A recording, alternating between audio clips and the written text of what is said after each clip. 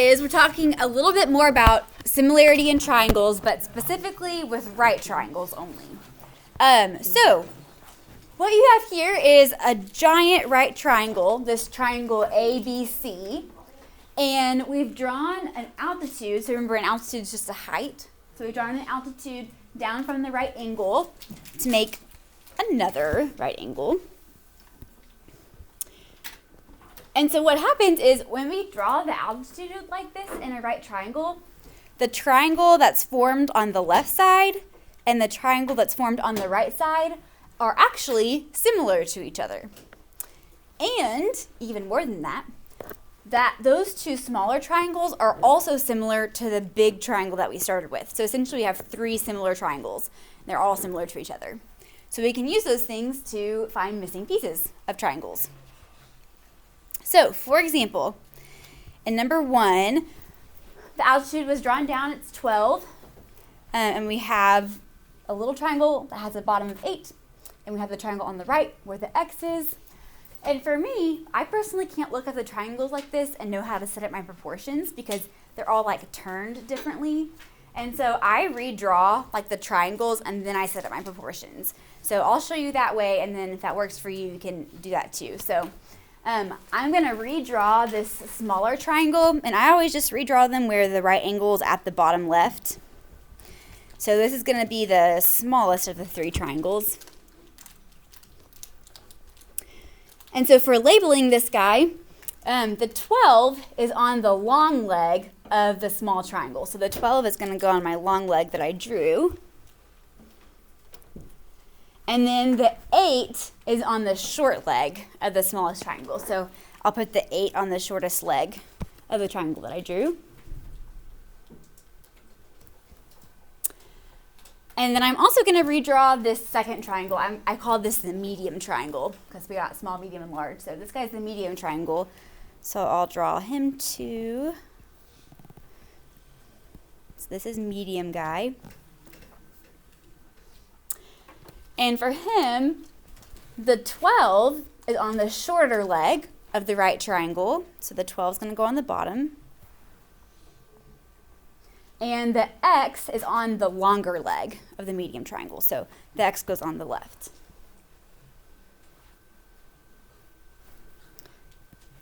So now that I've redrawn my triangles like this, it's easier for me to see how I can set up a proportion. Because I can do 12 over X, so the left side over the left side, equals 8 over 12.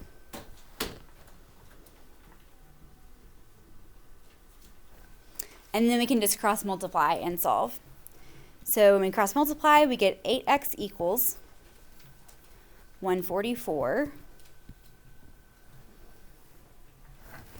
which is, gotta look, I don't remember.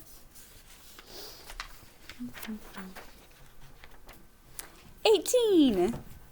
So x is 18.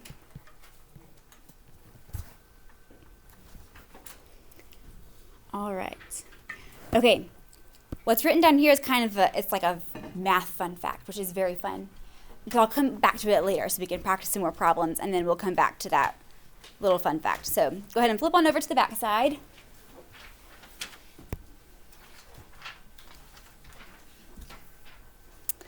And let's try number 2. So on number 2, if CD is 8, so I'm just going to label my picture, and AD is 6, and we want to find AB. Okay, so if we want to find AB, but we know AD, really the part that's missing is DB, right? So let's put our X where DB is, and we'll solve for that guy. And then we can just go back and add the 6 to it at the end to get the whole thing. Okay, so the 2 triangles I'm going to use to redraw is a small one and the medium one again, because those are the 2 triangles that have like 2 measurements on their 2 of their sides. So if I redraw the small one,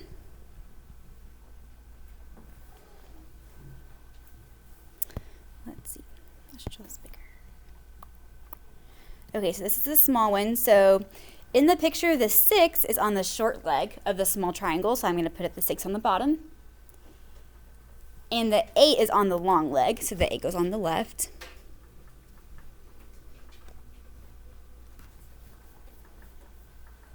And then I'm also going to redraw the medium triangle.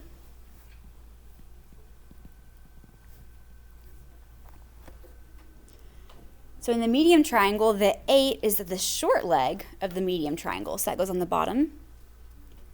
And the X is the long leg of that triangle, so that goes on the left. And then we can set up a proportion. So 8 over X, so left side over left side, equals 6 over 8, so bottom over bottom. And then we cross multiply, we get 6x equals 64.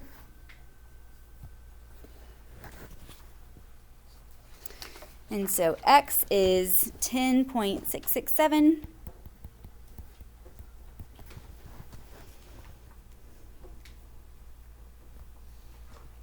And so since we were solving for the whole AB, if x is 10.667, we'll just add the 6 to it and get that the entire AB is 16.667.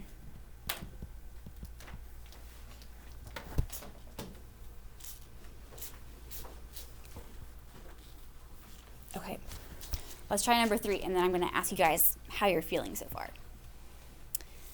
Okay, so on number 3, to find x. Okay, so this one looks a little bit different because we have nothing on the altitude this time. And so we got to think about which triangles are we going to be using. So I know for sure I want to use the small triangle on the left because 2 of its sides have measurements on them. But will it be helpful to use the medium triangle? Not really, because my medium triangle on the right side, it only has 1 measurement on it. And so I can't really work with that. I need 2. And so instead, I'm going to use the big triangle. So here we're going to be working with the little triangle and then the whole thing. So I'll redraw those also. So I'll first redraw the little triangle. So for the little triangle, x is on the hypotenuse this time, because remember the hypotenuse is across from the right angle. And 2 is on the short leg, so 2 goes on the bottom.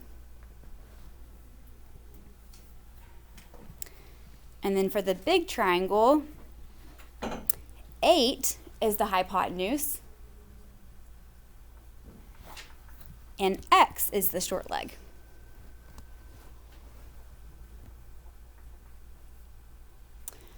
So we can write a proportion and say x over 2 equals 8 over x.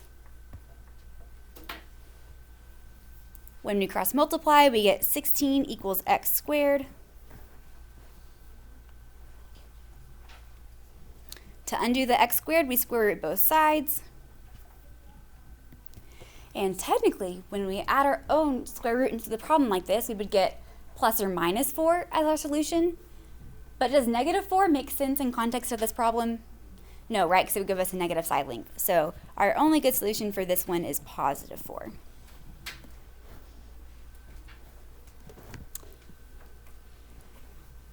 Okay, on a scale of 1 to 5, can you show me how you're doing so far? Okay, good enough for me to go back and tell you about the fun fact on the first page.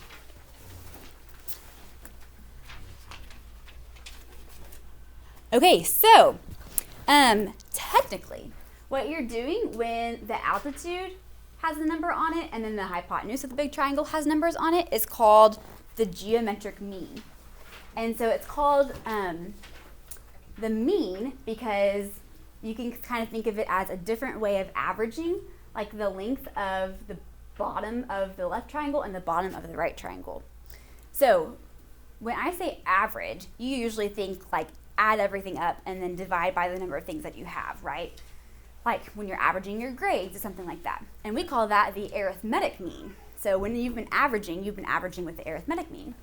But this is the geometric mean. And it's a different way we can use averages. And so, for example, and you don't have to write this down, I'm just going to show you. But let's say I'm calling this like left side x and the right side y. And I'll just call the altitude letter b. So if I set up a proportion, I would get x over b equals b over y. So let's say I'm solving for b, because I want to know what the altitude is.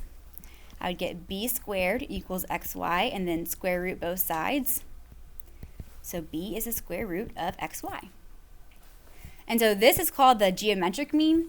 The geometric mean means multiply everything you have together and then take the root of however many terms you had. So like since we have 2 terms, xy, we take the square root because that's root 2. And if you ever go into finance and like investing and things like that, and you're trying to gauge like the rate of return of like how well like your stocks did that year, instead of using the arithmetic mean, you use the geometric mean because it can better take into account like how things like spike and drop. So it gives you a more accurate measure of what you've actually lost or gained over the year. So that's just kind of your fun fact there of if you ever go into that in your future and you see the geometric mean, you can think back to your days in geometry. So there you go. There's your fun fact. Thanks for the nod and smile. That makes me think you think it's fun too. Okay, so you guys try number 4, and then we'll check it together in a little bit. Yes. Yeah.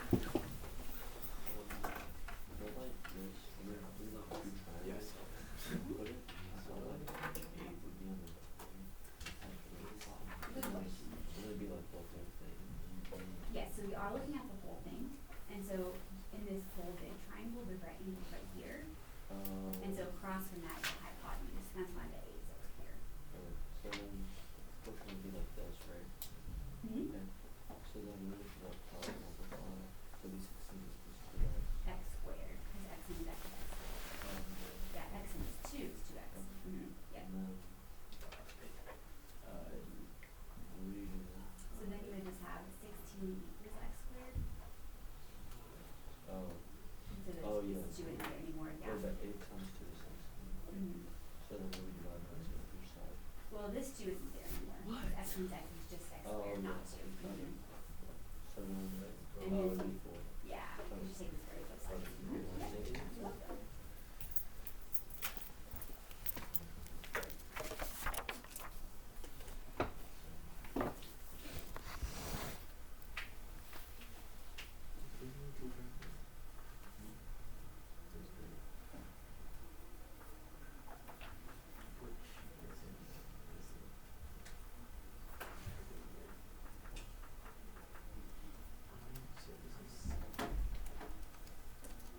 You guys can talk to your group about what you're doing and work together.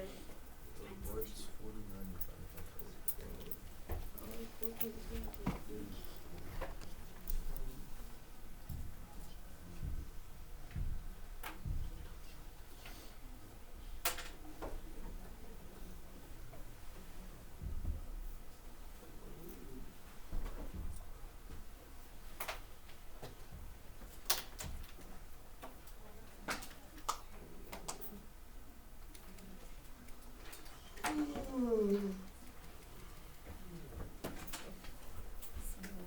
Let's try to triangles.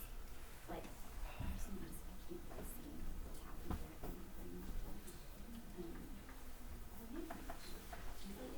what's happening there.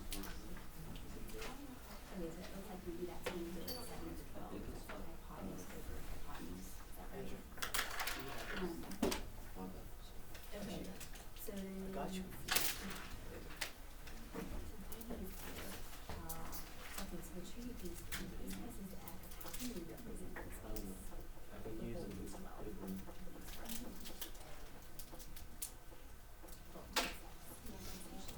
So that's the piece that we have to look at. This piece that's minus X. And then that gives you the other side of the triangle. The other leg.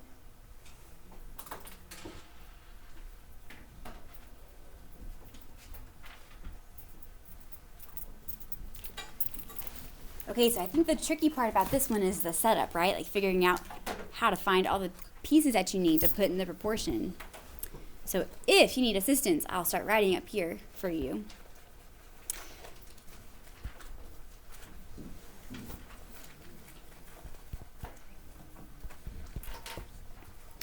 Okay, so if DB is X and AB is 12, and we want to represent AD somehow, AD is just 12 minus X. And so we'll have another variable floating around right there. But that's okay. We can have 2 X's in a problem. Okay, and so then I'm going to redraw my little triangle and the big triangle, because those are the two triangles that have like two sides with numbers or variables on them. So the little triangle's hypotenuse is 7, and its short leg is 12 minus x. The big guy has a hypotenuse of 12, and its short leg is 7. So then we'll do 7 over 12 minus x equals 12 over 7.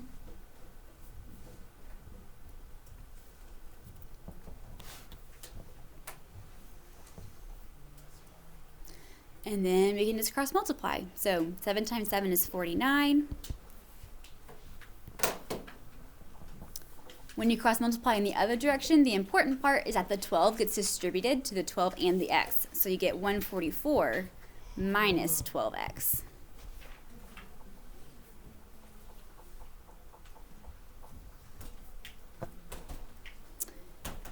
And then we can just solve from x from there. So I'm going to subtract 49 from both sides and add 12x to both sides to get 12x equals 95.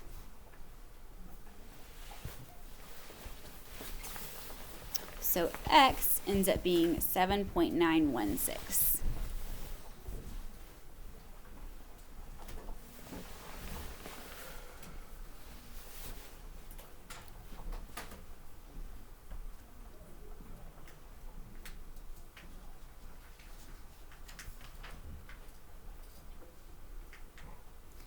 Okay, thumbs up if you want to try the next one with me. Thumbs down if you want to try the next one on your own. Thumbs up with me, thumbs down on your own. Okay, thumbs up with me is wins. All right. Okay, so for number 5, finding x, y, and z. So since there's 3 variables, we'll just approach this as we're going to try and find just one at a time first.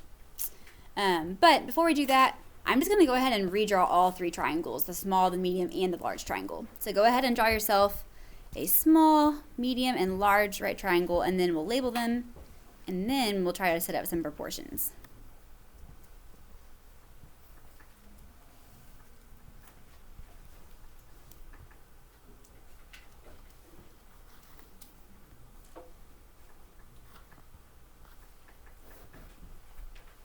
All right, so on the small right triangle, z is your hypotenuse because it's across from the right angle. Y is your long leg, and 7 is your short leg. In your medium triangle, let's see, x is your hypotenuse because it's across from the right angle. Y is the short leg, and 9 is the long leg. And then for the entire triangle, so for the big guy, the whole hypotenuse is actually 16 because we're going to add the 9 and the 7 together. The short leg is z, and then the long leg is x.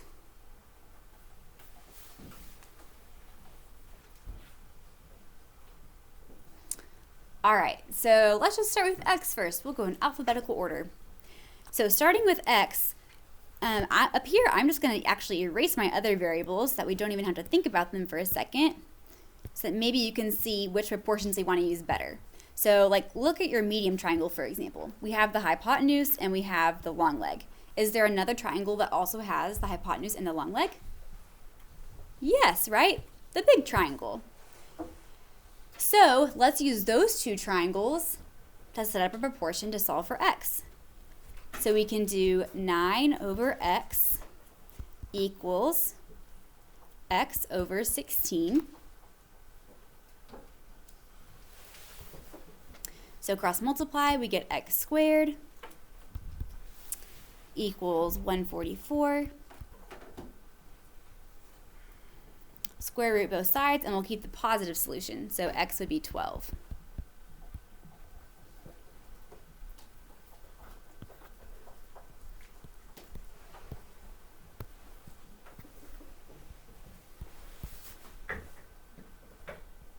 Okay, so for the next one, for y.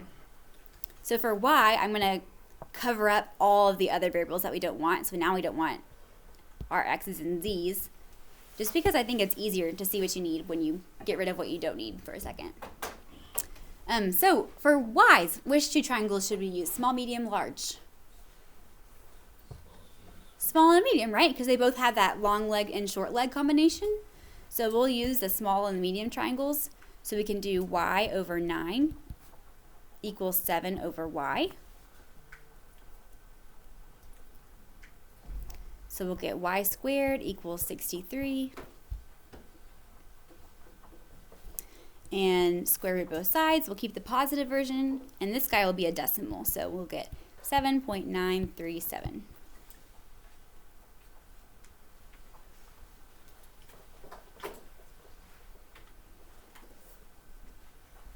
Okay, and you guys try to find z. So I'll let you guys find z on your own.